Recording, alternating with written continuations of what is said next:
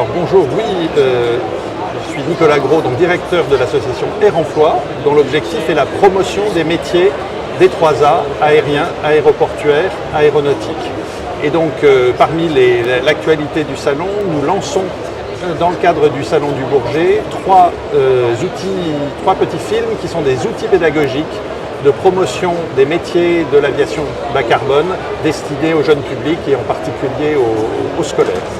Aller vers une aviation bas carbone, c'est vraiment le défi majeur aujourd'hui auquel doivent faire face les 3A, aérien, aéroportuaire, aéronautique. Par conséquent, nous avons besoin de talents pour ce faire.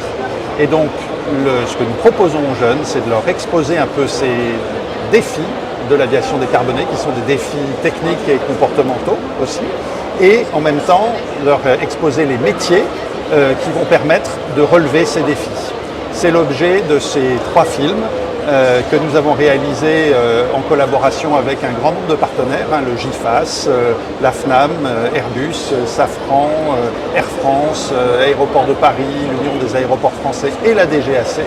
Donc pendant plus d'un an, nous avons travaillé avec tous ces acteurs pour bâtir ces trois films qui sont sortis hier, dont on a fait la promotion hier sur le salon, et qui utilisent, vous le verrez, les langages du jeu vidéo pour parler aux plus jeunes d'entre nous. Vous parliez de métiers en lien avec la décarbonation, est-ce qu'on peut donner quelques exemples ? Oui, bien sûr. Alors, je vais peut-être vous surprendre. En fait, il s'agit plutôt de nouveaux sujets que de nouveaux métiers, parce qu'en fait, les métiers qui vont être mobilisés sont les métiers traditionnels, d'ingénieurs concepteurs, d'ingénieurs de production, d'ingénieurs de maintenance, ou tout de même des métiers d'opérateurs et de techniciens, mais appliqués peut-être à de nouveaux défis, comme les carburants durables, comme les moteurs ultra sobres, comme les nouveaux matériaux. Pour rendre les aéronefs, les avions plus légers. Il y aura aussi des défis liés à l'économie circulaire. Et puis alors évidemment, à échéance un petit peu plus lointaine, par exemple l'avion à hydrogène. Et puis il ne faut pas oublier non plus l'univers des aéroports,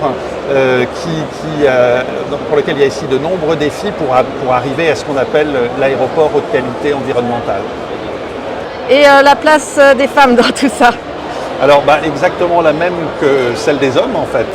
Et je vous remercie de faire allusion à notre label Féminisons les métiers de l'aéronautique et du spatial, qui est également un label d'Air Emploi, derrière lequel il y a 23 entreprises et institutions, les derniers adhérents étant Thales, Corsair et Transdev Aéro, qui ont adhéré au label dans le courant du salon.